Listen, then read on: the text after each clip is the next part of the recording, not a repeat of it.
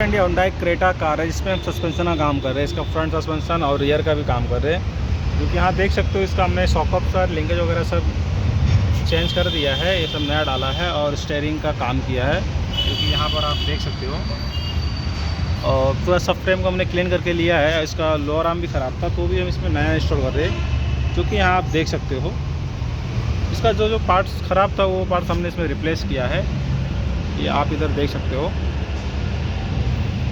और इसका ये रियर का शॉक अब्सर जो हमने रिप्लेस किया है, इधर देख सकते हो। किट शॉक अब्सर पूरा हमने रिप्लेस किया है और रियर का स्प्रिंग कोयल हाइट पैड भी हमने रिप्लेस किया है। ये इसका पुराना वाला इधर देख सकते हो। तो ये सब काम इसमें हमने किया है और कार का पूरा सर्विसिंग भी है। और ये सब इसका ख़राब पार्ट से देख सकते हो। शॉक अब्सर है ये सब, लोअर आर्म है ये सब। और अभी ये सब ये नया लोअर आर्म है जो आप देख सकते हो यहाँ पे, लोअर आर्म। तो ये सब इसमें हम रिप्लेस करें जो इसका पार्ट्स ख़राब है।